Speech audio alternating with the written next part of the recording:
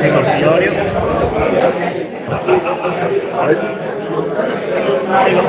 Super. Super fine. We'll tell you if you said super fine. Perfect. Yeah.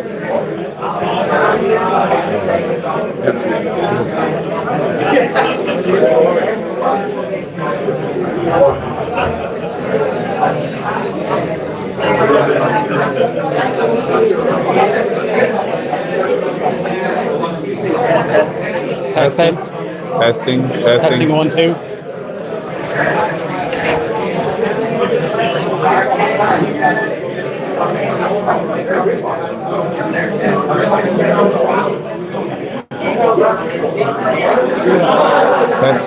Testing.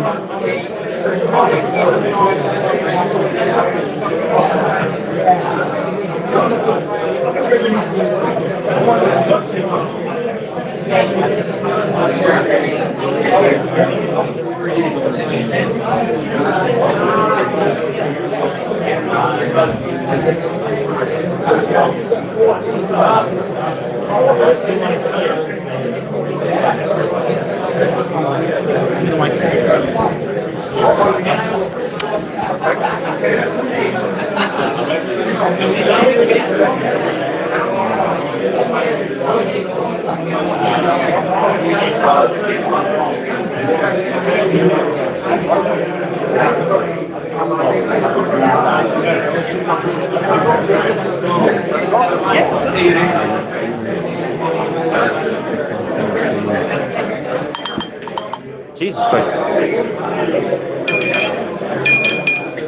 Hello, everyone. Thank you. So, thank you for joining us on this lovely night. We have the lovely folks from Lough Ree, and we are going to enjoy a few drums. The focus will be the bridge, and as we said, the tasting is come step across. Let's enjoy some really good rhymes for the folks online. Sorry. I'll just stay here for a moment. So, yeah, basically, Dara and Mike will walk us through the bridge range, and we'll also discuss a bit about a few samples from the Bart range. So, yeah, without further ado, I'm just going to hand it over, and yeah, enjoy. Hey guys, Dara from Lough Ree Distillery here. So tonight we're going to be sampling 6 expressions from our bridge series. We also have 2 spotlights on our new variations of our Bart's releases, so Bart's XS and XP, and we'll kind of delve into that just before the break. So the first 3 samples we'll be trying are from the bridge series, but for those who don't know us, Mike is going to go through a brief intro on who we are and what we're about. Yep. So, so I'm going to stand up actually because it might be a little easier to talk. So anyway, so Mike Clancy from Lough Ree Distillery. For those of you who don't know me, it's good to see there's a good gang of folks here. There's lots of old friends here that I see in the room, and it's great to see people out. So yeah, look, we're family business, Lanesborough, County Longford. We're the very definition of the hidden heartlands, right in the very centre of Ireland. Very proud of our hometown, and our vision is to, from our hometown of Lanesborough, to bring to the world from our hometown the finest and most highly regarded Irish spirits. And that's simply what we're about as a business. And everything we do kind of relates back to that. So, look, we're on the go since 2018. We started gin and vodka in a temporary premises. We're still in the temporary premises. We moved into our bigger premises. We have bigger plans. We've been through some tough times in the industry, and we're in the middle of tough times at the moment. But you know, we're still here. We survived the pandemic. We survived various crises in the industry, and you know, the current downturn that you will all have read about and heard about is, you know, just, I suppose, yet another hurdle for us to burst our way through, and that's the kind of spirit we're going to try and do.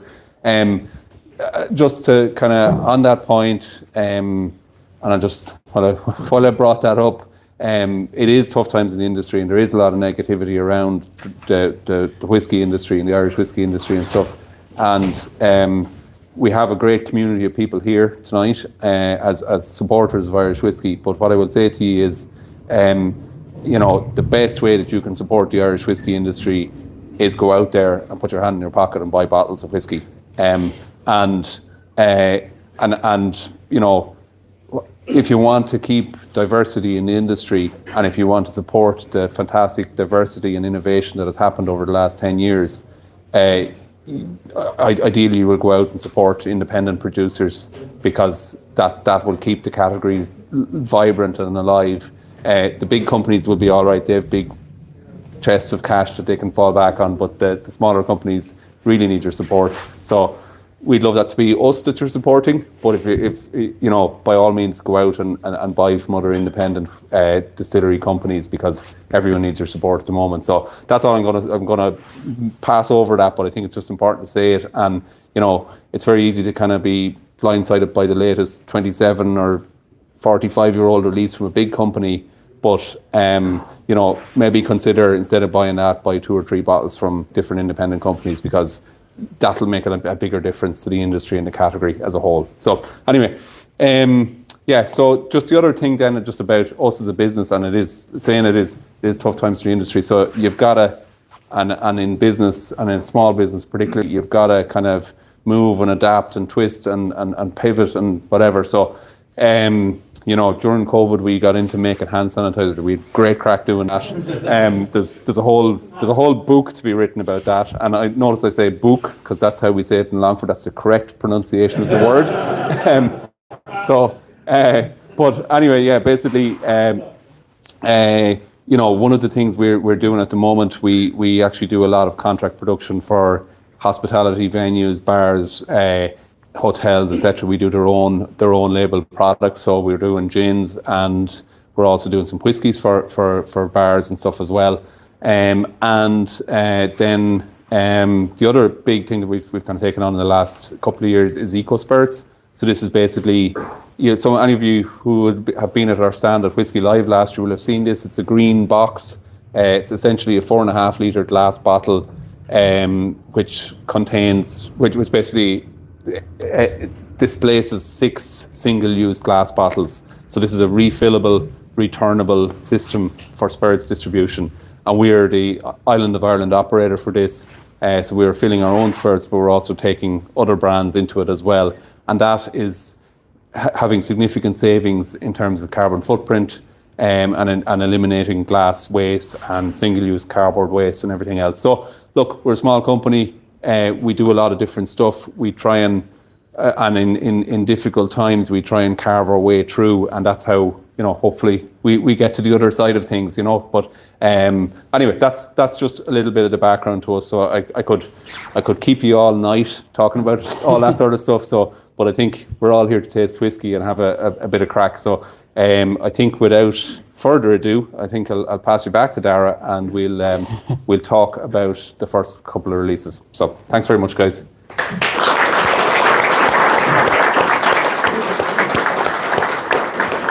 Cheers, guys. So what we're going to be sampling here are releases from our Bridge series. So for many of you who aren't familiar with our Bridge series, they're single cask releases, limited edition, and we're sourcing them from bigger guys like Cooley, G&D and Bushmills. But what you'll find and a running team tonight with all our brands, with all our whiskies, is there's a real genuine authentic story behind each release, each series we have. So the Bridge series is no different. The Bridge series basically is also a nod to the bridge in Lanesborough, where our future distillery will be based right beside. It was a bridging point from east to west in olden times, but it really represents the journey we're on as a distillery, this journey the family is on, from the point where we're sourcing, single cask releases to the point that we will have our own whiskies distilled on the shores of Lough Ree. And we invite you all to join us on this journey and try some really, really good cracking releases on that journey with us. So without further ado, I'm going to jump into to our first release, our first sample tonight. That's Black Donkey number 2. So Black Donkey number 2 is a collaboration with Black Donkey Brewery in County Roscommon and Ballinlough. It was, so as I said, it was a beer cask finish. It's a Rubicon Ale. So Rubicon Ale, this here, for those at home can see, It's an infusion ale or a mix ale between an amber and saison spice. And what we did here is we lent out our cask to Black Donkey. They aged their Rubicon ale in it for just under 6 months. And guys, on the nose straight away, you get the influence of the ale really influencing this whiskey. So what you get is a lot of kind of raspberry ripple ice cream, a lot of red berries. You also get a delicious kind of raspberry sponge cake. But what I get it very much is this kind of raspberry ripple ice cream on the nose.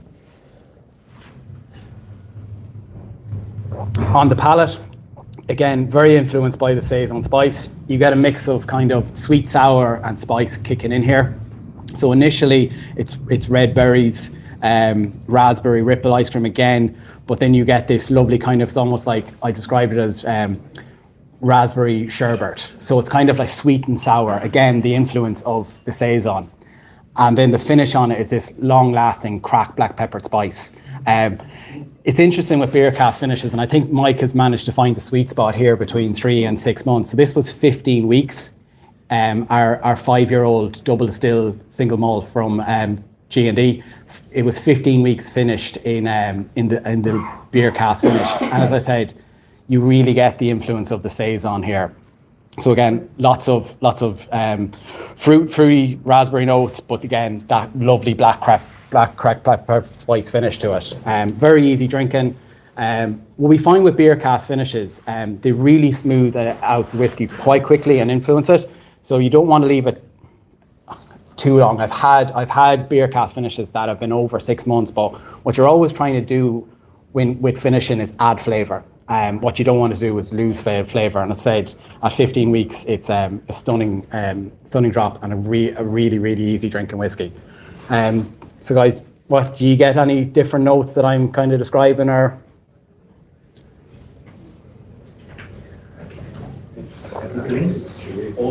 Yeah. And again, we've had that. So like with Black Donkey number 1, that was a red ale. We had lent out a Resido del Valpolicella red wine cask. And again, something similar. It was 6 months, but drank as a much older whiskey. Similar with this. This one, I find it grows on you. Yeah. So, yeah, and I think just with the beer casks as well, obviously the length of time in cask depends on the time of year, and if it's freezing cold, nothing much is going to happen. If the weather is, and where you get a lot of activity in casks is actually if it's changeable weather. So if it's hot and cold and your typical Irish weather where it's freezing cold one day and 13, 14 degrees the next day, and the air pressure is dropping and going back up and down and stuff. So that drives a lot of activity in the cask. And but the first beer cask we did, we literally filled it before Christmas one year, and I came back like a month later, and nothing had happened, right? But then over the next 2 weeks, it started to change quite radically. And so literally with these, I'm testing them every week. And just seeing where they're at, and sometimes they will just hit a point, and I'll kind of go, I need to just cut it there because there's something in that's quite distinctive, and I don't want to lose it. So basically, that's the the man from Del Monte or whatever. It's like, but basically that's how kind of delicate it is with the beer casks. Just to note on the Black Donkey, so we actually have a bottle here of this. I just grabbed it before coming out. So it's Rubicon Ale, bottle 479 of 520 bottles. So it's a 7% ale, and it's got quite kind of sour notes. So it wouldn't be for everybody, this beer, but it's more of like drinking like a wine. This beer, it's not one that you just lash down a pint of it. It's something that you open and let sit for time and have. But it's a very, very interesting beer. Anyway, so the bottle of this for the best feedback, the best tasting note we get of the whole night, right?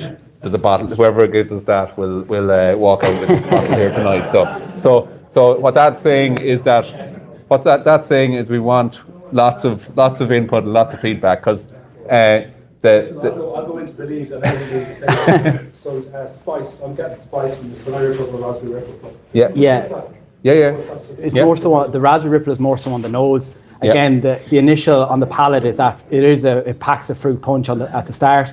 I've kind of described it as like a sweet and sour. Again, the influence of the saison. Kind of think of raspberry sherbet, and then you get this long-lasting black pepper spice kick. Yeah. It's funny though. Mike had said. I remember we sampled it at maybe 8 weeks. Yeah. And I got lots of fruit. Yeah. But I didn't get that spice, and my palate kind of craves that. But then like we sampled it at 14 weeks, and like all of a sudden that spice was just kicking in. And again, it just shows you how quickly you can finish with a beer cask, and how much influence the ale will have on the flavour. Yeah, absolutely. Yeah, and the other thing just to say about beer casks, and you know, when we're looking at doing beer casks, and we have a few other. We have one in the distillery that's cooking at the moment. There's whiskey in the beer cask, and we've another cask that we're about to put whiskey into. And I have another one that I've just agreed with somebody that we're going to do a beer cask with a different brewery or different beer. But for me, the beer casks are, I don't think hops and whiskey work, right? So basically, the beers have to be quite low hopped and more on the kind of malty, fruity side to work with a beer cask. That's my personal opinion, and that's I think what works well for us. And I'd be of a similar opinion with kind of tequila and whiskey. I'm not a big fan of tequila finishes and whiskey. I just don't think. I think it's kind of too sharp, too bitter. It doesn't. There's a whole. If you look at the pie chart, there's a whole section of the pie that is fruity and sweet. And let's play in that zone and let all the bitter stuff. Let somebody else do that. But we're going to be in the sweet and fruity and malty side of things. So anyway. So somebody online is saying dessert whiskey. Fruit pavlova, it would go with very nicely. Yeah. So yeah, absolutely. Yeah, no, that's good. Like that. Chocolate cake that has like red currant on top. Some of them have like a small branchlet of red currant. Yes, I know the one you're talking about. Yeah. Red currants is a good one because red currants are kind of tart and as well as being fruity. So yeah. Online, it's the first cask that was done. Is it bourbon? It's bourbon, yeah. So it's bourbon initially. So it would have been bourbon, and then Sorry, into this cask, which was an ex-bourbon that had this Black Donkey beer in it for, I think they had the beer in it for about 2 years. So it was, it explains why it's only 500 bottles of that. Yeah. Okay. What do you think of it? Do you like it? Anyone doesn't like it? I'm okay with that. Is it? Yeah, thank you. Yeah. We hold on. We take the votes at the end. Yeah. Perfect. Yeah. For the first whiskey is better. Yeah. And I suppose what I will say as well is with this range, the Bridge series, this is our independent bottler range, and I kind of feel it's our. We could put everything in PX sherry and it'd be wonderful. But I feel with this range, it's almost our responsibility to play and go off in different directions with things and to try different cask finishes out and stuff like that. So that's what you will see in this range is we're going to play, but we're always going to play in the nice part of the pie chart. So. The range, the way you develop it, with single casks or They're single casks, yeah. They're all single casks, and the Bridge series will always be all single casks. Yeah. So, right. We jump on to Port Neor. Yeah. So guys, next up is Port Neor. It's our 9-year-old single malt. We sourced this from Bushmills. From Bushmills, yeah. So it was a 2014 Bushmill single malt. I like to use the term sister whiskey. So we would have sourced up a couple of casks a few years back and released them at different points. So this is wholly aged in bourbon. So in this series, we've brought out Barley Harbour, which was a 6-year-old single malt. Again, the same source, 2014 Bushmills malt. Then we brought out 2 years ago Port Neor, which was a 7-year-old. Port Runny, yeah. Port Runny, which was a 7-year-old. And this is Port Neor, it's the 9-year-old. So again, wholly aged in bourbon. So what you get with this is obviously initially a lot of vanilla, but this is quite aromatic and floral on the nose. So Perfect, yeah. Yeah. think of almost like it's like a perfume almost. You're getting these really aromatic floral notes. But again, initially vanilla on the nose. And when you say that it's from Bushmills, obviously it's still in Bushmills, but I think it doesn't taste like what normally is labeled Bushmills. So when they gave this to you, did they give you No. this So- has Bushmills DNA, or did they say this is not Bushmills? No, so right, you got to remember, so Bushmills is a malt distillery, Yeah. but what you normally get in a bottle, the most commonly sold bottle that you get from Bushmills is a blend, right? Yeah, but So if you look at but the Bushmills malt are Bushmills malt is typically 10-year-old, and the first thing that they do is it's at 40% usually, right, which is going to play dramatically with how the whiskey tastes and even the viscosity and the flavour of it, I think we bought a parcel of these casks from Bushmills back a number of years ago, and we were lucky with them, right? We happened to get a very good batch of casks, very good.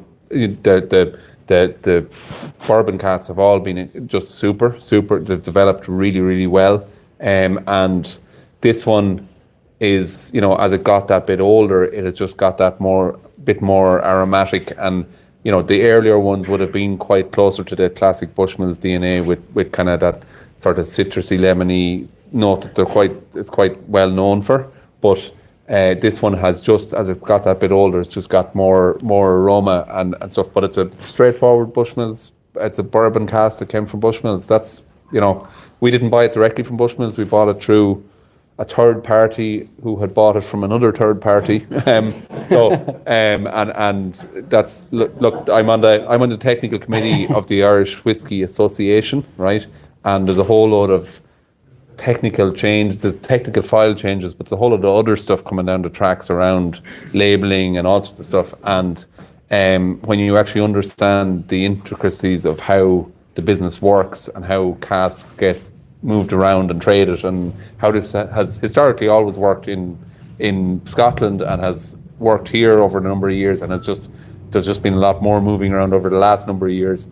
Some of the labeling things, while they're good in principle, just don't really work in practice. But anyway, so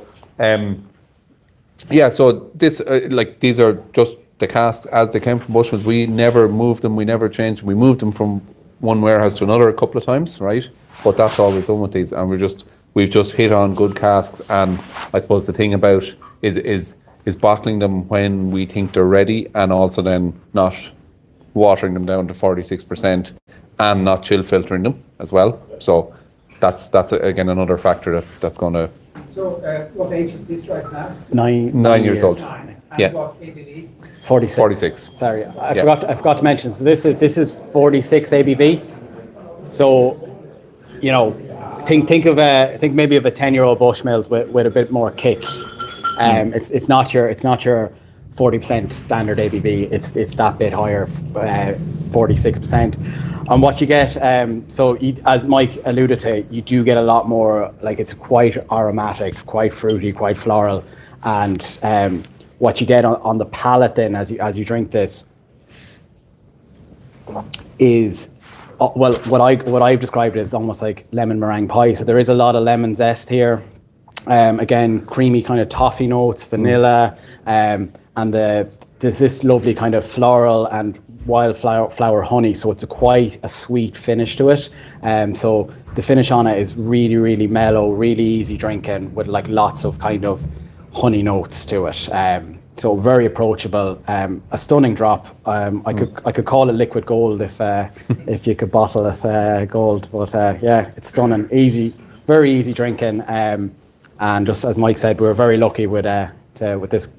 With About the warehouses. Are the warehouses on site? Or No. So we're using third-party warehouses. warehouse, yeah. We've had to move warehouse a couple of times, and that's because companies get sold, right? and different companies come in and take over, and they decide they want to run things differently, and that's how we've had to move a couple of times. So anyway, that's been totally transparent about it. But yeah, that's yeah.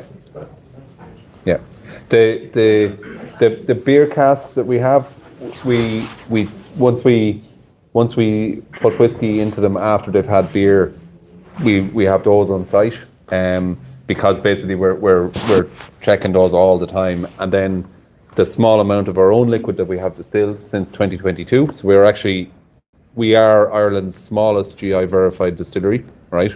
So making whiskey since August 2022. And we have a small amount of our own whiskey. We don't do a massive amount of it, because it's just not really commercial to do it at the scale we're at. But we did distill some whiskey even as recently as last week. So, but the whiskey that we've distilled ourselves is on site in Ladesborough as well. So, What is the size of the still? the size of the still is 150 litres. So it's Yeah. it's well, I'll get you a picture of it after. So yeah. That's smaller than the Kilbeggan still, yeah. Yeah. The Kilbeggan still, I think, was 500. I think. Yeah, the old still. That used to be the smallest. Yeah. But there's various people out there claiming to be the smallest. We are the smallest. We know. Small is beautiful. Yeah. We discussed it before, spoiler, but what is the oldest thing you have right now? The oldest liquid that we've distilled ourselves since 2022. So, is it free? Not three yet. Not no. three yet. Not three yet. No, it'll be three in the cask in December. So, but yeah. But sorry. What was your answer, sorry? The question. It's 2022. We started distilling. So yeah. So anyway, that's we were distillery, I think, number 43 on the list in Ireland. So we're ahead of some of the others that are out there. But anyway, that's that's I don't want to spend time arguing saying or talk about who's where in the pecking order. But anyway. So guys, any thoughts on Port Nior? Pretty fresh. Yeah. There's a big swing from the nose to the palate. Palate, The nose yeah. is quite sweet, like you get an herbiness, and on the palate you get a big, let you mature, but almost sour kind of character. Yeah. Yeah. And that just came from the bourbon. So where do you think that came from? It's It's just Bushmills. It's just that and I suppose that's the beauty of whiskey, right? Is every cask is different. Every cask will be slightly different, and the beauty of a single cask release series is that every cask will be different, right? And the previous releases that we had from there that were just bourbon cask all the way were more. There was less of that kind of more rounded fruitiness. There was more of the kind of lemon honey sort of stuff from the Barley Harbour and the Port Runny. But this one has just a whole other aroma and fruity kind of layer to it that I think it's just coming because it's had that bit longer in cask, and it's just a particularly good cask. And we anyway that's like I said, that's the beauty and the mystery of this fantastic business we're in. So. Yeah. Yeah. Yeah. No, and again that'd be typical of like a bourbon cask maturation. So that's not unusual.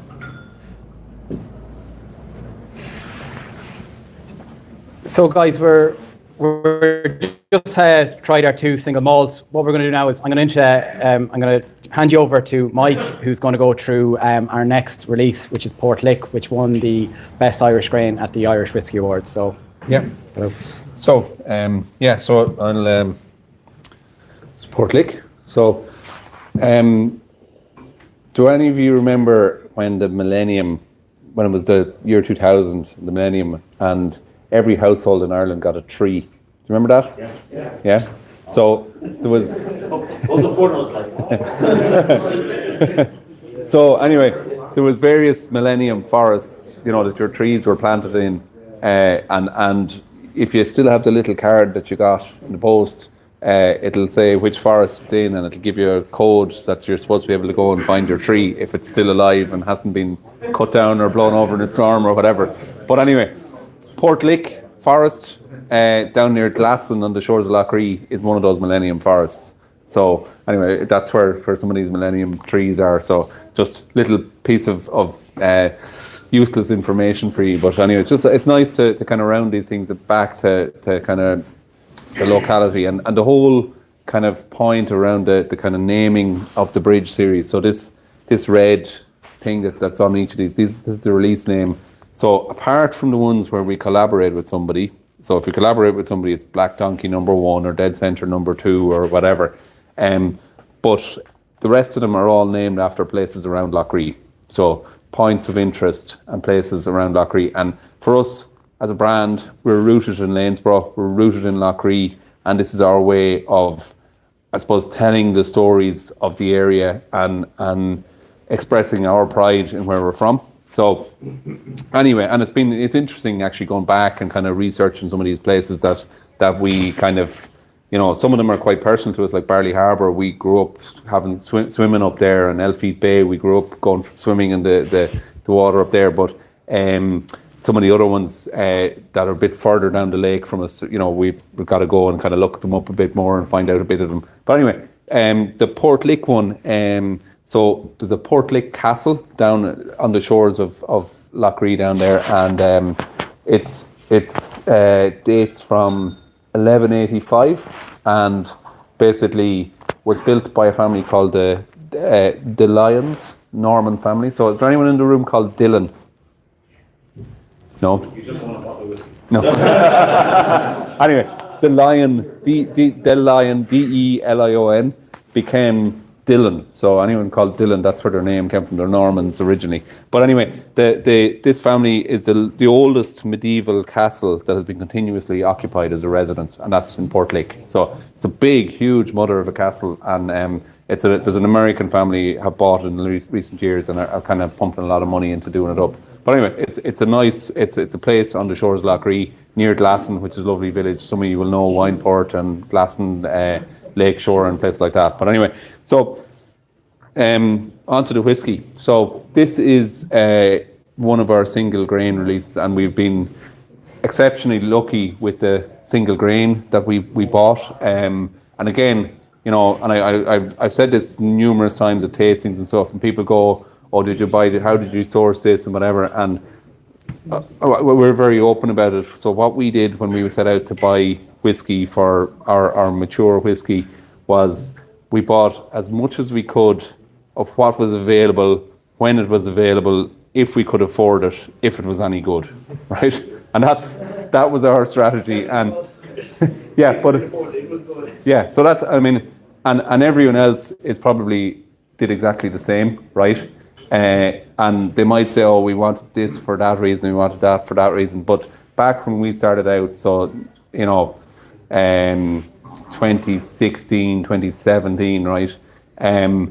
There wasn't that much mature whiskey available. You were kind of scraping and trying to find what was available, and some of the stuff you were buying some things to get access to other things and whatever. So anyway, we bought a nice amount of single grain at the time, and anyway, this is part of that, and we've had a lot of luck with this. It has really worked out really, really well for us, and we've won multiple awards for our single grains, and in the best whiskey awards that there is in the world, so the Irish Whiskey Awards. So see Al down here, who is formerly with Celtic Whiskey Shop, but to my mind they are the best whiskey awards in the world because they're the most democratic, they're completely blind tasted, and they're judged by you guys and the people who actually spend their own money on whiskey, and people who care and are not there's people who are not no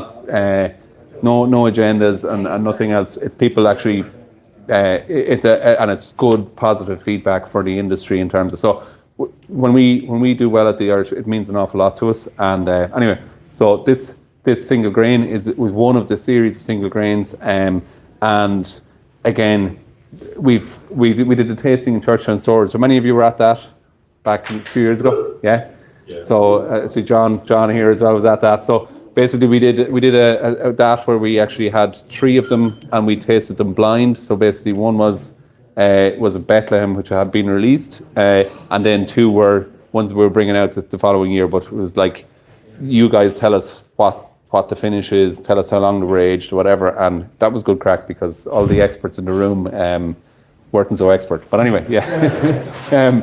But anyway, back to this whiskey. So this is the one that won at the Irish Whiskey Awards. So it's 14-year-old, and this was so it's Cooley single grain, and basically started off in bourbon, and then we put it into what's called a Neoc cask. So Neoc is a rejuvenated cask. So it's a shaved and retoasted cask, and basically what the whole intention of those is that they're to give you somewhat of the flavor of like a new cask, but also to get something of the flavor of the previous contents of the cask. So in this case, there would have been red wine casks, and then they're recharged. So you get, when you mature some spirit in that, you get a mixture of the kind of new cask influence, but also the wine. And we bought some of these, and we've Neoc is a particular brand from a particular company. We've bought some other ones from a different company, and we've had different results from different ones. So it's quite interesting. But anyway, the Neoc ones, we moved them from the Neoc back into a bourbon cask, and this is one of those. So this was it was a heavy char STR cask and extra red wine cask. So How long was it in that Neoc one? I will have to look at the. It's 2 years, 9 months, was it? It's going under. 2.5 years, then 14 months in the 14 months in the Neoc cask, yeah. So yeah, and then we moved. So basically, so it wasn't that long in the Neoc cask, but it had quite an influence, right? And then it was back in bourbon. So yeah, sorry. Is it French open? It's French, yeah. French, I think. Yeah, French. From it would have been a Bordeaux cask, like so. French wine cask. Yeah. So, but anyway, to me on this, right, the kind of first kind of big note that I get on the nose of this is kind of sorry. This is the retail price for this one. The retail price for this 120. 120. 120. Yeah. When you could get it. Yeah. It might still be It's 120. no, it's still available. You could get this, Celtic yeah. or Yeah. corkscrew or Yeah. yeah. Yeah. Yeah. So this one, for me, on the nose of this one, like there's lots of kind of oak spice with this, which is really kind of nice note. There is again a kind of a pencil shavings, right? So when pencils were proper pencils, right? When they were kind of cedar wood pencils. There's vanilla, and there's kind of nice kind of floral notes to it as well. And then on the palate, and again, anyone else getting different stuff on the nose, or have I rabbited on too long and you've gone way past the nose and you've sculled the whole lot? Sorry? Gum resin like myrrh. Right. It's gone for the prize. we have to be able to know what the things mean. So, yeah. Right. Anyone else?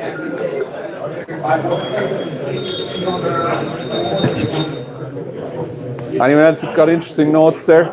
Sorry? It drinks much older than it is, like way older than 14. It's You get a lot of the wood coming through. Yeah. like it's heavy, Yeah. Yeah. But it's still, for me, this has kind of, it's got nice kind of brown sugar, and it still has that kind of vanilla touch. It's got an interesting kind of maybe, yeah. And again, there's no wrong answers here, guys. So What says that? Yeah. If I said it tastes like iron brew. well, I just refer you to Al. So, for me, there's a kind of a marmalade note on this as well. It's got burnt orange, the kind of that kind of nice note, and again that comes from the kind of rechar cask. But yeah, it's and any of these whiskies are they get kind of, you know, sit with them for a while, and you'll get lots of kind of different things opening out, and that's what I really love about these kind of whiskies, is that you're you know, as you sit and let it warm up and open up, maybe put a drop of water in, you'll just get lots of different notes and flavors coming out. And yeah, so I was a bit surprised when this one won, because one of the other ones we're going to taste, we all preferred it. So anyway, but no. And again, it's interesting what rises to the top in awards, because people like the oak, they like the kind of burnt sugar, they like that, you know, and it does very well. So, you know, and again, we have to listen to what people like. As a business, we have to listen to what people like. So, and all of these Bridge series, you're all part of one big experiment, guys, because this is all feeding into what we will do ultimately with our overall releases from our own spirit that we distill in Ainsborough. So, so we're learning on this journey all the time in terms of what we're going to do and what we're going to play with. And like I said, we're you know, there's some really interesting things that we picked up on from the Bridge series, things that we know that work really well, and we're just storing those to one side, and kind of, yeah, we'll come back, and that might form part of a core release down the line. So yeah. When do you pick the name? Is it at the start of it, or is it? So basically what we've done is we have a list of names of different places all around Lough Ree, and kind of when we kind of tend to do our labels in batches, right? So we kind of do, we'll do a batch of labels for this year's kind of releases, and we'll put them all in for approval at the same time, and get them all printed together. So basically we'll decide this year, you know, we haven't done ours for this year yet, but we'll decide what names we're going to put on ones, and sometimes they will kind of relate to the whiskey style. So this one is quite an oaky whiskey, so it fits with Port Lake, which is kind of a nice kind of oak backstory to it, whereas some of the other ones that we've done have had kind of a maybe, yeah, there's a bit of attachment to it. So like some of the other ones were, we had one called Rindoon, right, which was it was a Montbaziliac wine cask finish, but Rindoon is a place about halfway down Lough Ree. There was a big castle there, and there was 1,000 people living there back in Norman times or whatever. When there was 22,000 people living in London, there was 1,000 people living on this peninsula in Lough Ree, right? So it was a centre of learning and commerce and trade, and people would have been bringing wines in and stuff. So we thought that was a kind of a nice one to put on that particular whiskey, because it was quite an unusual whiskey coming in from France and whatever. So just we try and relate them to places that might have a significance to the liquid in some way. So yeah. Do you have like a set amount of Bridge bottles that you'll release in a year, or? No, it kind of I suppose we've tended to do 5 or 6 a year for the last couple of years. It depends on how many you buy a year, right? Right. So we have a couple coming out this year that are collaboration with a particular retailer. We have you know, so we have kind of the ability to do that with some international customers as well. We haven't done in the Bridge series, but we have actually just recently bottled a blended whiskey for a customer in the US, which is a hospitality venue in the US, and we've bottled a whiskey for them. So basically, you know, we will play with stuff, but in our kind of, I suppose, our core releases in the Bridge series, 4 to 6 a year, I would say, is kind of what it will be limited to. So, yeah. So, okay. Is this US venue is Is it the dead rabbit? No, it's not. No. It's in Florida. Yeah. So we're going to have a 20-minute break now. So Just yeah. So sorry, Darrell, jump in here. Yeah, so just before we go, I just kind of want to highlight our two spotlights. There are new variations on our Bart's Core, so our flagship. This is Bart's XS and Bart's XP. So we've just released them to market towards the end of last year. And what we've done is basically, in Bart's XS, we've dialed up the sherry cask malt variation. And a stunning drop, you get a lot more of those dry fruits. It's a lot more kind of on the nose, butter popcorn and butterscotch, and then it's the palate, you get lovely kind of red berries and a finish. It's not as it's long, oily and sweet. So it's still the same complex blend of 5 different whiskies. We've just tweaked the variations on it. So this is a kind of a sweeter finish, whereas with Bart's Core you get more of the cinnamon spice and the influence from the rye and that kind of wisp of peat. But I'll flip that around. On our Bart's XP, we've basically dialed up the peated malt variation from 2% in Bart's Core to 14. And what we have here is a lot more kind of that smoky influence, but again, it's not intensely smoky. It's quite light and delicate. Think of like campfire, wood fire smoke, a crack and drop in a hot whiskey. So if you want to go home and try that tonight, I absolutely recommend. So we've kept with the same 5 blends of whiskey and the same complex story that is Bart. So Bart, for any of you who don't know, is named after Mike, Sheila and Peter's dad. Yeah. He was the local school principal in Lanesborough, but his hobby was clockmaking. And we took a lot of similarities between, a blend and a clock. So with a clock, you're trying to get the big wheel and small wheel to work in harmony. Same to think of a blend. You're trying to get different blends of whiskey, different flavors of whiskies to come together, blend them, and make this easy drinking, well-balanced whiskey. So that's what we feel we've achieved with Bart's. And what we've done here with the 2 new expressions is we've tweaked the sherry cask malt influence to 13.5, and again vice versa with the XP we've dialed up the peated malt. So you're getting a different flavour profile, but again the same complex story. So Yes. what's the price point on the regular Bart's? They're all 46 yeah. euros in Ireland. Yeah. We're very simple. They're all 46 ABV, 46 RRP. So available in the likes of Celtic, Corkscrew, JJ Fox's, Carry Out Turlestown. Good independent off license. Yeah. So enjoy, guys. I hope you enjoyed the samples, and if you have any feedback on them, if you have them during the break, please let us know. We'd love to hear your feedback on it. Yeah. Cheers, guys. Thanks, guys.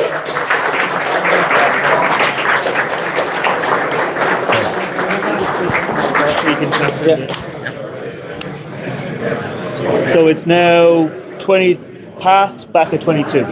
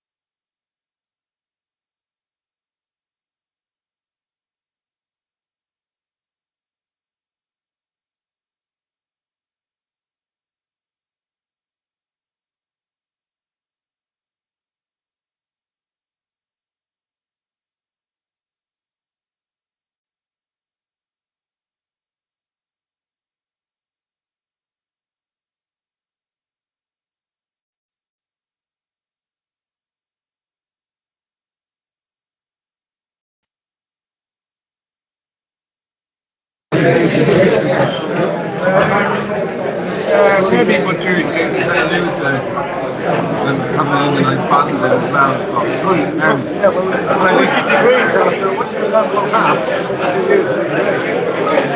I just but again, I think that's part of the journey as well. Part of it is, and like I had a bottle of Lefroy, and I had it for 10 years. Wow. Okay. And Lefroy is kind of 16-year-old. no, it was a 10-year-old Lefroy, right? But I had it for 10 years, but it was like literally they'll you know, it probably changed slightly over time. But anyway, yeah.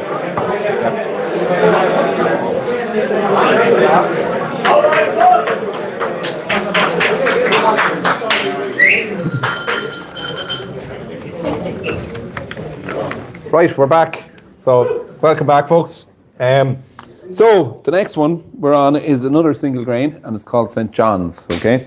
So, around Lough Ree, about halfway down Lough Ree on the Roscommon side is an area called St. John's, and there's actually two places called St. John's now. There's a St. John's Wood, which is kind of near Lough Carroll, but further south where you'll have heard of the Hudson Bay Hotel, and Bay Sports is there as well and whatever. But basically where that was a place that was known as St. John's, and there was a monastery there. And when I was a kid growing up in Lanesborough, the old people had this saying around that St. John's was, Athlone is, and Lanesborough will be. So basically St. John's was the big monastery, was the big centre of activity. Athlone is, and Lanesborough will be. So we're doing our bit on that front, right? But basically, you know, the rising of Lanesborough, we're driving that.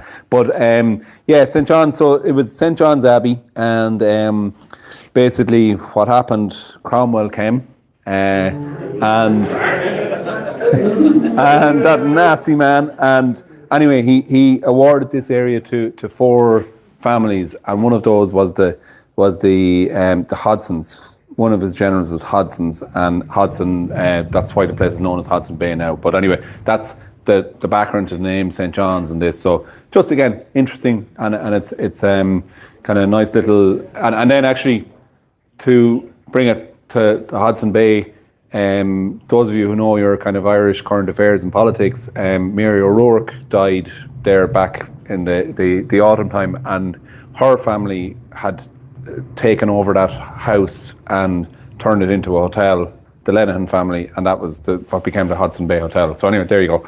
That's a little bit of more useless information to fill your heads going home here tonight, and it's not even stuff you could use in a table quiz. So anyway, right. So and if any of you fancy a nice walk, there is this St. John's Wood. It's a native forest on the shores of Lough Ree near Lough Carroll, and it's really nicely signposted and all of that. So it's worth a visit as well. Anyway, this again, same age as the previous whiskey you tasted, right? So 14-year-old single grain. Started off in bourbon, and this one we put this into a white muscatel cask from Portugal. Okay, so this was from a winery called Adega de Palmela, so just kind of south of Lisbon, and the wine from them is Muscatel do Setúbal, and it's got a real kind of orange chocolate flavour to the wine. I've tasted the wine. I met them, the producers over at Pro Wine, and I've tasted the wine, and it's like they drink it chilled as an aperitif, the wine, but it's really, really interesting. But anyway, this is the muscatel that was in this cask, and yeah. And this, so if any of you remembered our release, which was a single malt, was Elfite Bay, and it was a single malt in the same muscatel cask, or in the similar. We bought 2 of these muscatel casks at the same time, and it had a lot of similar kind of notes. But obviously this was longer in the muscatel cask, and this one is obviously single grain starting off, so it just works differently. But you have this lovely orange chocolate, and there's lovely kind of floral notes to this, and it's lovely kind of, you know, honey notes on the nose of this. But the kind of orangey thing is a real distinctive thing of this particular type of muscatel. So really, really lovely. And then on the palate. Anyone else, actually, before we go on to palate, anyone else get anything interesting on the nose? Any? No, but it's very oily in the glass. Like it. Yeah, it is, yeah. It's before tasting. Before tasting, you're. Stunning. You've already said it, but honeysuckle. Honeysuckle, that's a really good one, actually, yeah, honeysuckle, yeah.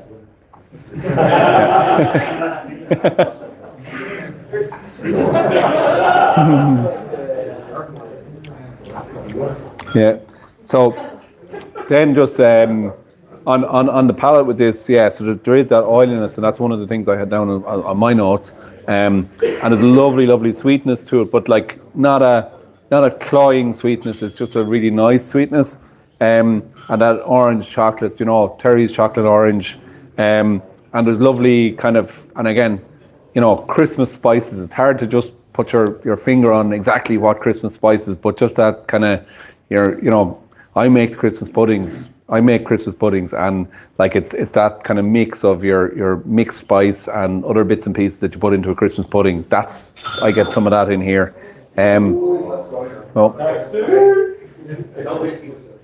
Okay, no whiskey was harmed. Okay. And then, the finish on this, right, so lovely, long, warming, there's that lovely oiliness there, and there's kind of, orange peel, caramelized orange peel. Just this whiskey is, Peter has been talking to people, and he said, this is the best thing we've ever bottled. But he says that every year about the particular whiskey that he takes a fancy to. But this is it's a really, really lovely whiskey. So is this the one that you thought would win? Well, I thought this would. Yeah, it's interesting. I kind of thought this one might do better in the same category than the previous one. And it's a funny one in competition. Sometimes you've got to be when you're tasting a flight, when you're in a competition and there's a flight being tasted. Sometimes the things that win have to be good. Obviously, have to be very good, but they also have to be distinctive and stand out. And sometimes people have a bit of palate fatigue by the time they might get to that flight, and maybe it's the thing that has the most strong notes that stands out, maybe than the things that are a bit more delicate or nuanced. But this is just a super whiskey. So And is it from Cooley as well? this is Cooley single grain, yeah. So the same. So like you can go back. We've done Inny Bay, Gailey Bay. Inny Bay, Gailey Bay, Killinure. Lecaro, Killinure, Bethlehem. Bethlehem, all single grains, and they've all been stunning. Yeah. More or less the same year as the previous one. Sorry, More or less the same age as the previous one. same whiskey starting out, Yeah, same sort. same batch of whiskey starting out, but we've brought out a couple. We brought out Bethlehem 1 year, and then we did two the following year, and two this year, right? And they're the same original whiskey starting out, but they've more age on them, obviously, as each release. It's funny just to follow on what Mike is saying. So we've brought out the same source liquid, but we've aged them and finished them in different casks year on year. So Bethlehem was 21, Killinure and Lecaro 22, Inny Bay and Gailey Bay 23, and then last year's the St. John's and Port Lick.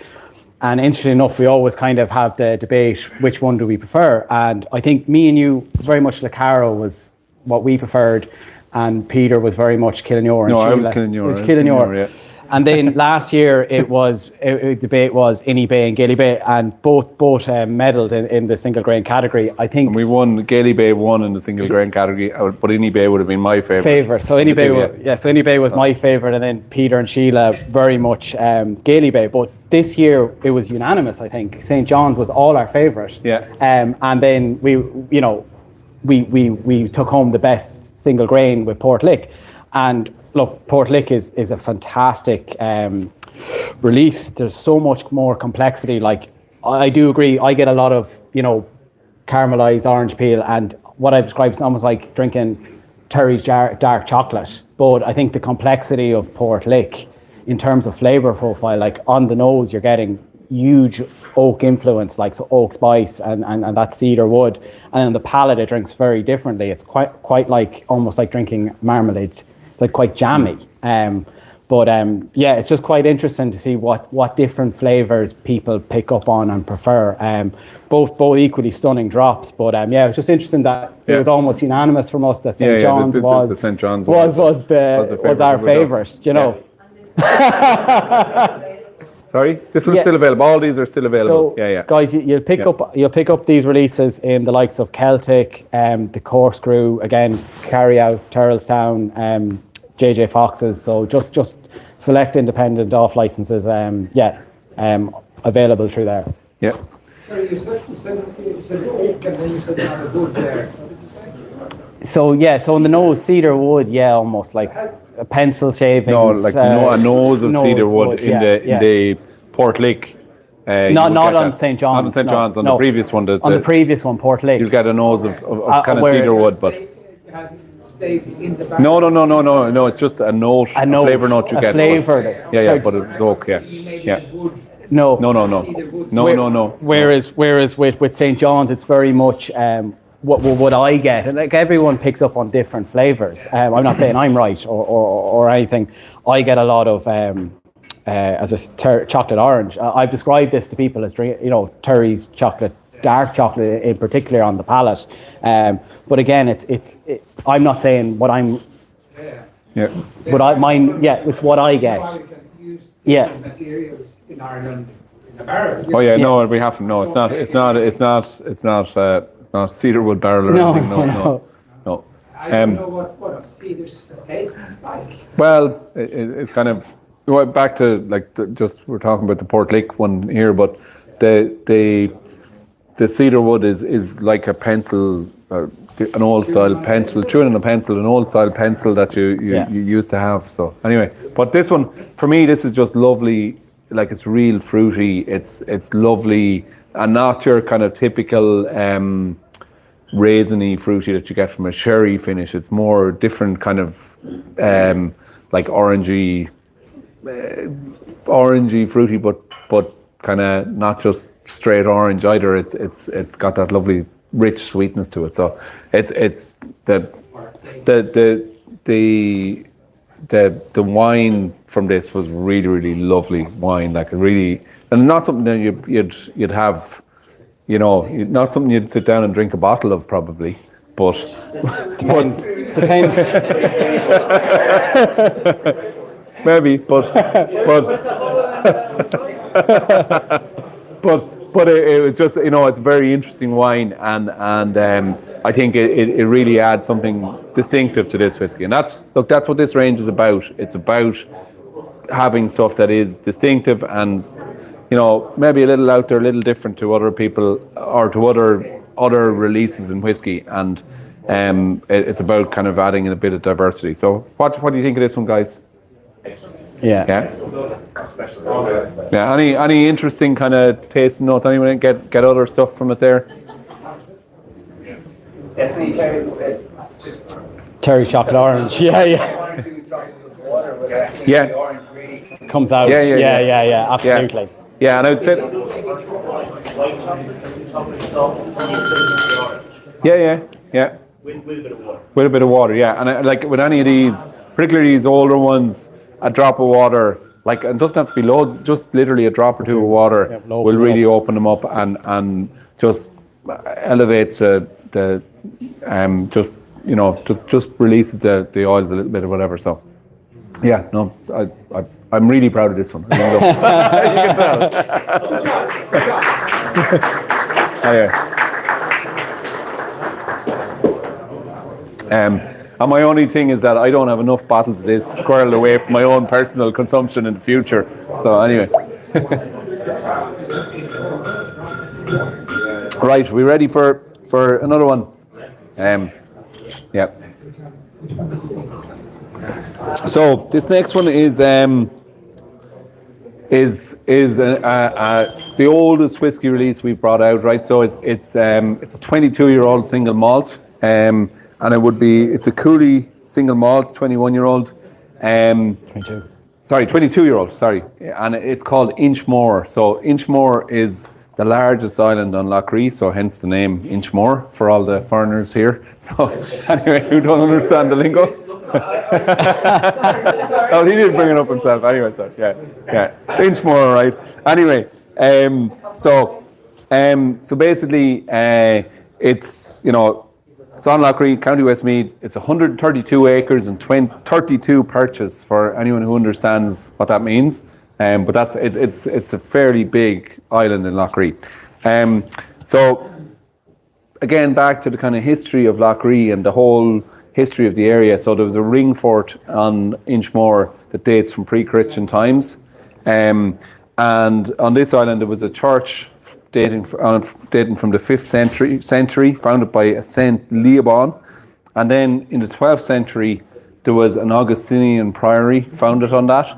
And this was kind of like an offshoot of a bigger Augustinian priory that was on Saints Island. So one of our previous releases was called Saints Island, and Saints Island is in the next parish to us in Newtown-Cashel. But the whole area all around Lough Ree was all these monastic settlements back in the day, right? And it's just a wealth of history there. So it's really interesting stuff. And anyway, back to our nasty folks from across the water. So in 1567, this island was granted to by Queen Elizabeth to the Earl of Westmeath. So anyway, there you go. Anyway, so onto this, right?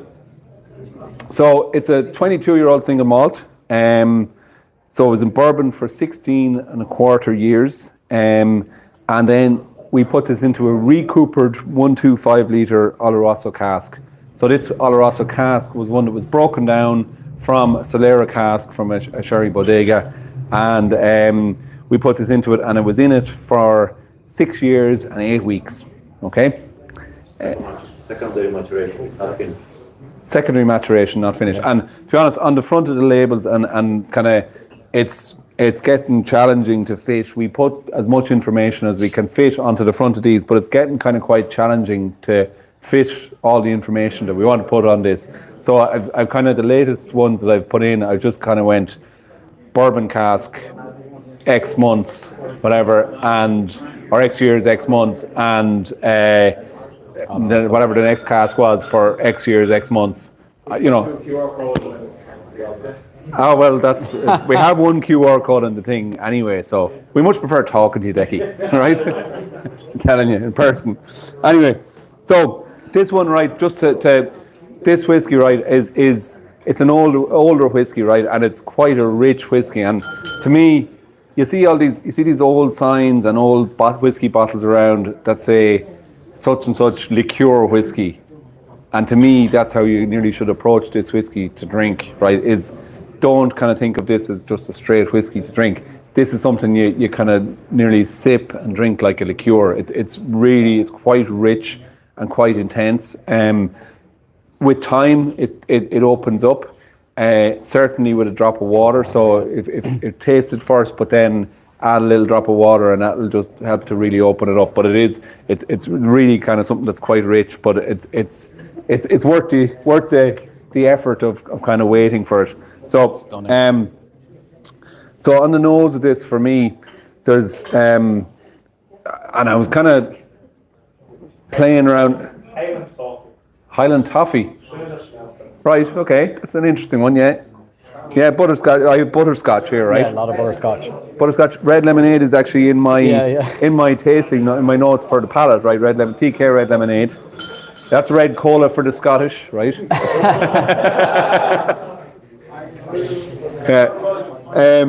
So, but for me, there was a note on this, and I was kind of going, what the hell is that, right? And it came to me like a day or two later. It was figs, right?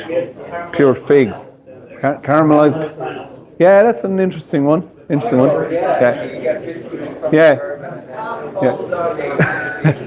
Figs. Yeah. There's raisins in there. There's definitely orange in there. Molasses, yeah, that's a good one. Yeah.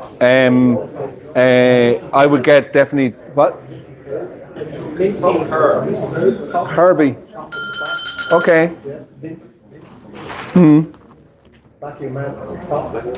Yeah. I get that.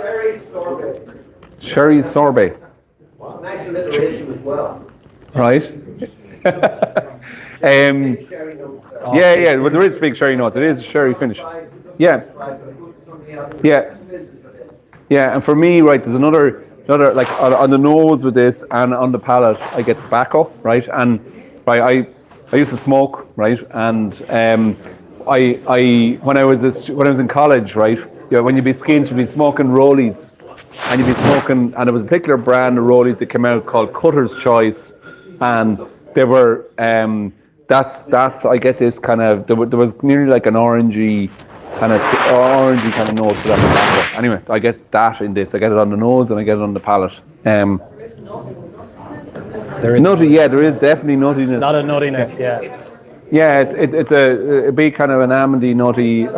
Yeah, and that's a classic kind of old sherry maturation kind of note. So, Is this available much? Because I can see from the comments on YouTube that people have already been buying some of the whiskeys this evening. okay. So Yeah, so again, available Celtic, the corkscrew. If you want, we have an exclusive sampler pack with the corkscrew. Just type in. So you'll actually get a lot of the releases on the Tasting Flight available in that sampler pack. So just Google corkscrew sampler pack LRD. You'll get it. Bottle. This is 325. So this would retail at 325, and you can get a 50ml sample of 6 of our releases in the sampler pack for. But treat yourself and buy the 325. Go out and buy the bottle of this. And look, you're not going to drink it all in a night, right? You're not going, even if you have the best of friends around, you're not going to drink all of this in a night. It's something that's really, this is a special occasion whiskey, and it's something that kind of you've had it. There you go. Yeah.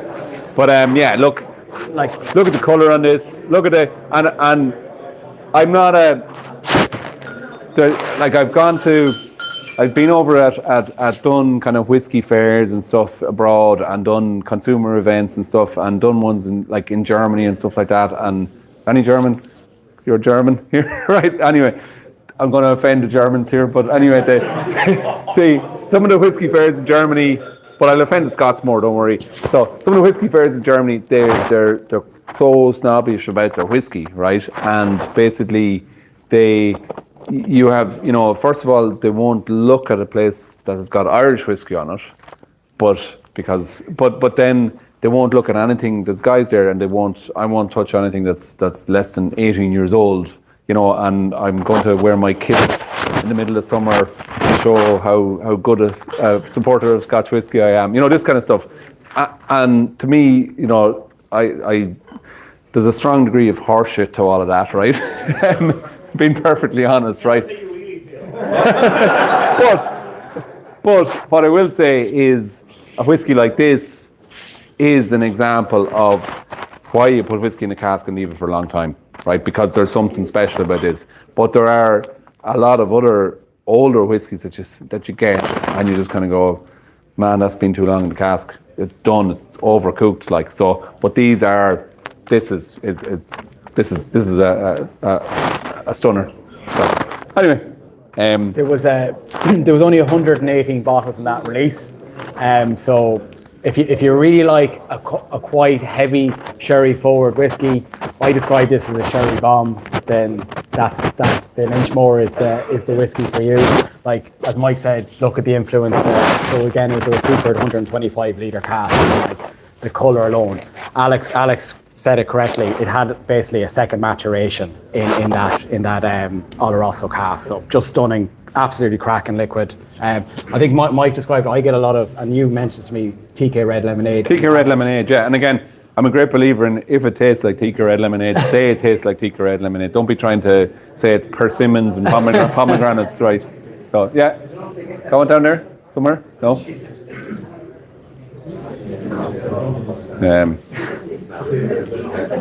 Anything else? Anything other comments on this? Anything from the online? Anything interesting?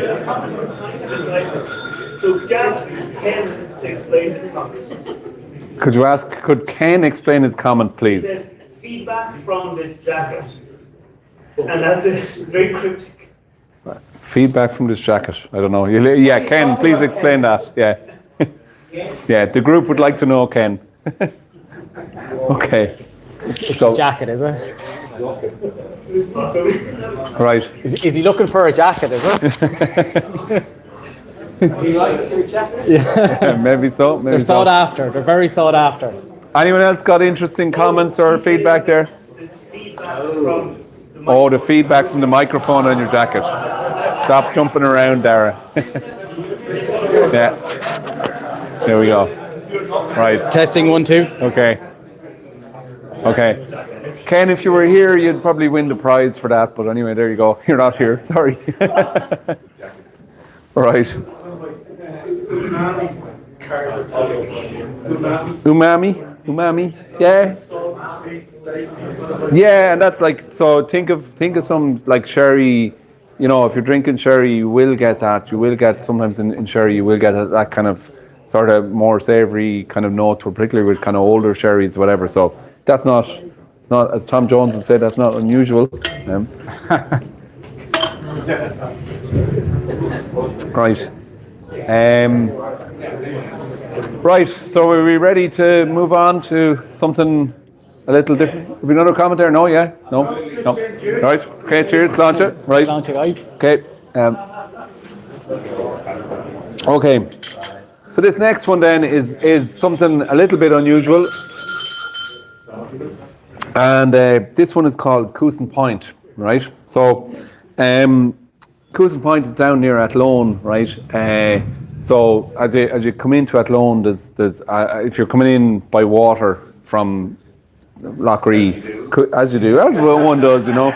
So anyway, but if you're coming in by water, it's kind of the first bit of land you'll see. And actually, I personally know that because back a number of years ago, myself and my sister and my wife and a bunch of pals of ours, we were all into kayaking, and we decided we'd kayak the length of Lough Ree over 2 days on Maybank holiday weekend. And it was a beautiful start of the weekend, lovely sunny weather, whatever. We set off on Saturday. We camped in Barley Harbour, right, which is about halfway down. And anyway, that was grand. We were camping in tents. Middle of the night, some lads came in and started driving around the place where we were in the tents, right? So that was the first kind of drama. Anyway, got up the next morning and headed off to paddle down to Athlone. And the idea was that we would paddle into Athlone, but Lough Ree being Lough Ree, so it can literally blow up like the sea, and it did, right? So we were there in sea kayaks paddling down Lough Ree. And we started off, it was all grand, it was lovely, and we stopped off at a couple of the islands along the way, like these unoccupied islands on Lough Ree. And then as we kind of got through the day, the lake started to pick up and it got fucking wild, right? And it was crazy. And anyway, we paddled all the way down, but we ended up we ended up stopping our paddle in Coosan Point. So that's my history, my memory of Coosan Point. It'll be forever entrenched in my mind. But and lucky enough, we had a couple of support big boats with us that were able to bring us back to Lanesborough. But anyway, Coosan Point, it's at the end of a kind of peninsula that is the entrance to the kind of inner lakes of Lough Ree, which is near Wineport and those areas. So it's on the outskirts of Athlone, and yeah, interesting area. So anyway, just and there's actually, if you're down there, there's a pub down there called the Lough Ree Inn, which is a busy spot in the summertime. There's a mooring point for cruisers, and it's a busy spot. And yeah, there's always a bit of crack down there during the summer. So anyway, this whiskey. So sorry, Alex, your point. No. I remember. Yeah. I was at the Lough Ree Inn, and Okay. yeah, it looks very, very nice. Yeah. It's like a very big, not beach, but like boat. Marina, yeah. No, it's a nice spot down there. So, and it's there's a whole community around kind of boats on the river and stuff. And the Lough Ree Inn down there and around Coosan Point would be an area where there'd be a good bit of crack during the summer months. Anyway, so back to this whiskey. So this is a 16-year-old single malt from Cooley, and didn't mention this at the start, but all of these releases are non-chill filtered, no added colour, and so basically that's the way we do stuff. There's none of our whiskies are chill filtered. So anyway, this whiskey was an interesting one. We we got this single malt, right, and we bought a Lefroy cask as part of a batch of casks we were buying, okay? So, and if you were to go of kind of peated Scotch whiskies, Lefroy is probably one of the ones that I would actually like the most. It's quite robust, but it's quite elegant as well, right? And it's got a nice, nice peatedness to it or whatever. Anyway, basically, so we got a Lefroy cask and we put this whiskey in it, and after about a year, I tasted it and I went, oh, Jesus, where's this going, right? And then after about another year, I tasted it and I was kind of going, yeah, not sure if this one's going to work out. And it just kind of going, like, there was a kind of a dirtiness to it, like from the peated whiskey, and you're just kind of going, yeah, not sure if this is how this is going to work, and we're kind of going, give it another while, and we might have to move this into something else to correct it, whatever. And then we tasted it again after another year or whatever, and I just went, wow. So what happened, right, was the malt, the lovely, delicate malt reasserted itself, right, and came back into balance, and just there's lovely honey and kind of citrus notes to this. And on the nose of this, right, so for me, there's a particular note on the nose of this, and I went again back to kind of going, what do I know that from? What does that remind me of? What does it come from? And for me, this is like, and we don't get this in Ireland, right, during the summer. It's been abroad, and you're walking down to a beach through a bit of scrubland or whatever, or you're hiking up a hill or something, and the ground is kind of burned, dried up, and the vegetation is sort of dried up and burned a bit, and you get this kind of earthy note combined with the dried vegetation, right? The dried wildflowers and weeds and whatever, and that's this note that I get on the nose of this. Right? It's a particular note. It's not kind of saline, earthy, peaty note that you would expect. It's more this particular kind of fresh. Yeah, it's a fresh note, but it's that particular. Being on your holidays and walking down to a secluded kind of beach, that and you're just walking through this dried ground. So we also been looking it up. So in the southeast it's called Chester cake. In Dublin it's called Gur cake. Apparently in Cork it's called Donkey's Revenge. That kind of cake. Okay. It's not really. It's like a Christmas cake sliced between two pieces of like shortbread. Okay. Biscuity, great for like. Biscuity, yeah, that's interesting. Yeah.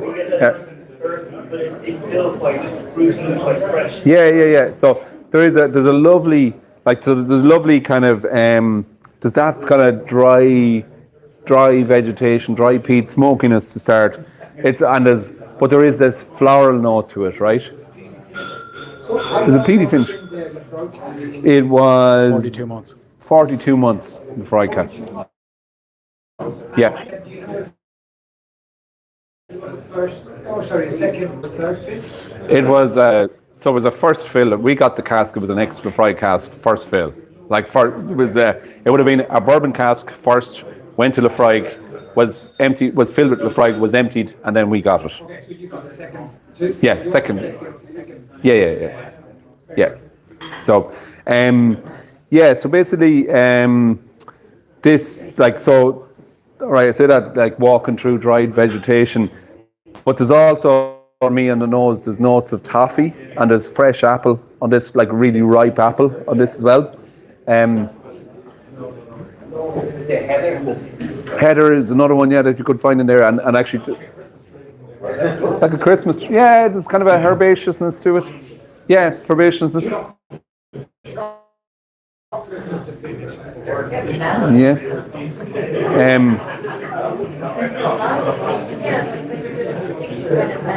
Sticky, yeah, okay, that's an interesting one. Yeah, sticky, like cantaloupe melon kind of, yeah. Yeah, okay.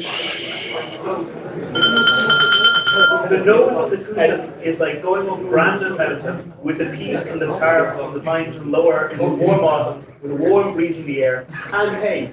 And hay. Right. I'll give you the right. I'll give you the hay. I'll give you the hay, but So James O'Sullivan is making a hard push for that bottle of beer. I'll give you the hay, but having been up Brandon Mountain, right, it was never dry enough up Brandon Mountain to get that kind of dried earth smokiness that you get on this. So anyway, nice try, but tastes like. Yeah, absolutely. very That's light the and delicate, smokiness yeah. coming in. Yeah. It's not intensely smoky, it's quite light and delicate. Yeah, absolutely. Yeah. Like, So there's a lovely kind of light sort of there's a nice kind of on the palate of this. There's a nice kind of creaminess to it. Kind of a light, delicate sort of creaminess to this. There is that kind of citrus peel note I get in it as well, and like all the way through this, there's that kind of floral honey note that's in it. So yeah, it's something that, and sometimes this happens with really, like sometimes you get this whiskey starts off and you put it in the cask and you're not sure where it's going to go, and sometimes you have to move it, but sometimes you just have to sit and wait and give it time and it'll come good. And this came really, really good, and this is something like you could give this whiskey to somebody who doesn't like peated whiskies, and they'll enjoy it.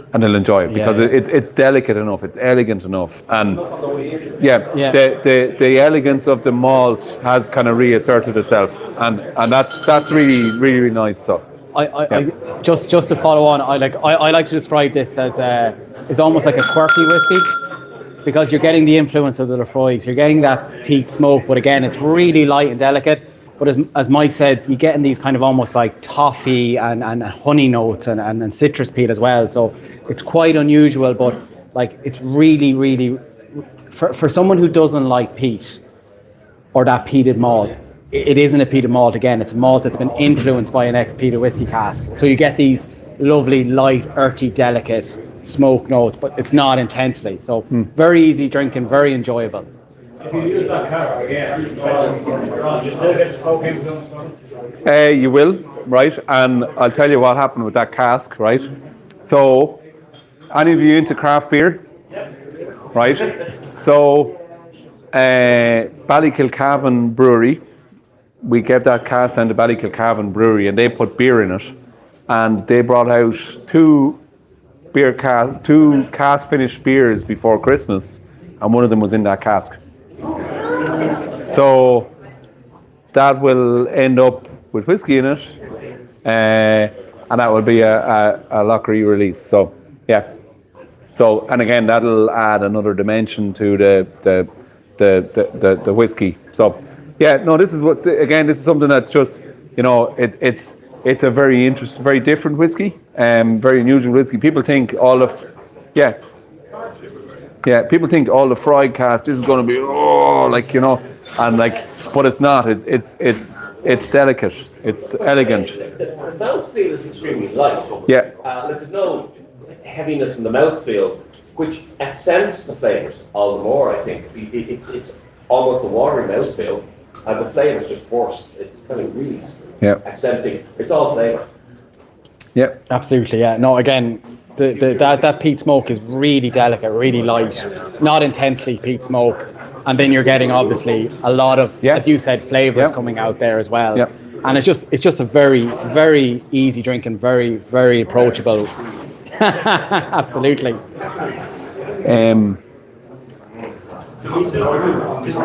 Yeah. So right. Okay. So, all right. We'll have your attention there. So, which was your favourite? So Matt will do it here, right? We'll do 1 to 6. Just Yeah. Okay. 1 to 3. Okay. And then 4 to 6. Right, we'll let Matt do this. Right, so Raise your hands and in the chat. Sorry, I'm going to get yeah. Do you want Raise to? your hands and in the chat. Let us know what your favorite was of the first row. So this is the 2 single malts and 1 of the single grains. So Black Donkey, Black Donkey number 1 or number 2? Portinure. Okay. Just the top row. Number 1. So that's like 1, 2, 3, 4, 5, 6, 7, 8, 9, 10, 11. 11 people. Number 2.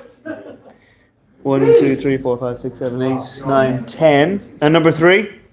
Okay, so it's number 3. Okay. And you may have noticed the 2 single grains are now split up. So, number 4. St. John's. St. John's. Wow. So I think St. John's is 1, but we will do it. Yeah. Number 5. Can I have another vote? No. You're the president, you don't get 2 votes. And number 6, Inchmore. Okay, so we have... we 2 have- grains. It's the 2 grains. It's Portlick and St. John's. Now we have to do the. So... I'll go behind? Okay. Okay. So the 2 single grains, we've got Portlick and St. John's. Portlick. Oh. You all know that you did vote in the Irish Whiskey Award, so we know you're lying, right? Like we know you're lying. And St. John's. I can definitely see some hands that stayed up because we just like the whiskies. We're just multitasking. I have 2 hands. So we're going to call an end to the evening. Folks online, throw messages into the chat. We will try and ask them up here. Folks in the room, say hi to the guys up here. They won't be here long, but they'll be here for a good time. We have a few events coming up in the next few months. We have them kind of planned out to June, July. Move behind. Sorry, I walk when I talk. We've got a few events planned out up until end of June, maybe into July. Something happens in July, it's a big American holiday. We might kind of know that it's something to do with American whiskies, but we've got events planned for the next few months and we will be publishing those in the next little while so you can keep an eye out. There will be online events, there will be hybrid events, and there will be in-person events. So keep an eye out for those. And that's it. A round of applause for the guys.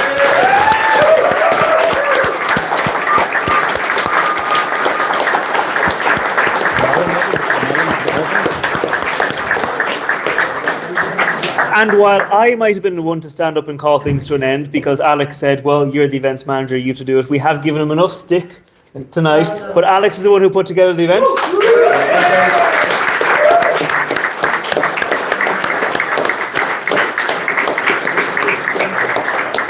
And if anyone ever does want to get involved with the team and help out, we are always looking for helpers. We are always looking for people to help us pour. Was it 63 people, 6 samples of whiskey plus the bottles? That's something in the region of like 400 and something samples of whiskey. So we're always looking for people to help out. If you're able to, send us an email at events@irishwhiskeysociety.com or just come up to us tonight. We'll tell you how to get involved. The grains online. The grains online, absolutely. Well, we kind of got it. And the guys here, absolutely. We're going to let them wrap up, but thanks very much.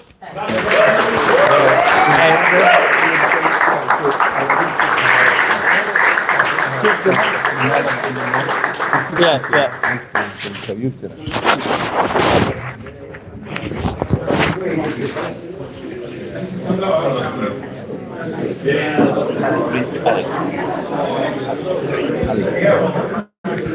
Guys, just before we finish up,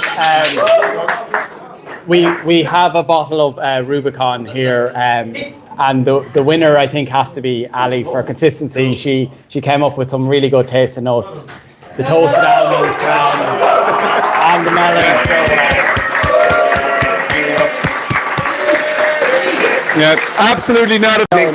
Not a fix, but just well deserved. I think some good taste notes coming from down there, so much appreciated. If any of you have questions, please fire ahead. Me and Mike here to answer. But just before we wrap up, I really want to thank especially Alex and Brian for having us in, and Matt and Ali for hosting us. It's been a pleasure to introduce some of our cracking releases to yourselves. It's great to see so many familiar faces again as well, but great to see new faces as well. And we hope you enjoyed tonight. But again, just a big shout out to all you guys in the Irish Whisky Society for having us. We really appreciate it. Yeah.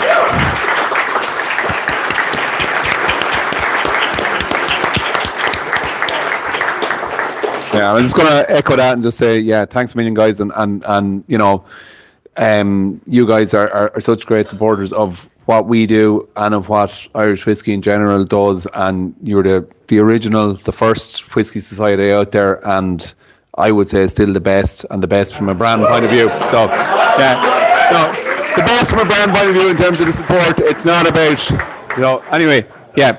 So, yeah, no, look, really appreciate it and enjoyed your feedback and enjoyed meeting you all. And we're here we're not in a rush home or anything. So basically, come up and chat to us and ask us any questions you want. We mightn't be able to answer them, but ask them anyway. And yeah, listen, and those of you, when you're going home, safe home. And hopefully there's no riots or anything outside. Thanks a million. Oh, actually, one last thing. So we've been filmed here tonight, and our media has been here tonight, and this chap has been down there. Sorry, I can't remember your name, Niall, right? And we've all been enjoying drops, and he's been not drinking all night, so he deserves a big double round of applause. So yeah, thanks a million.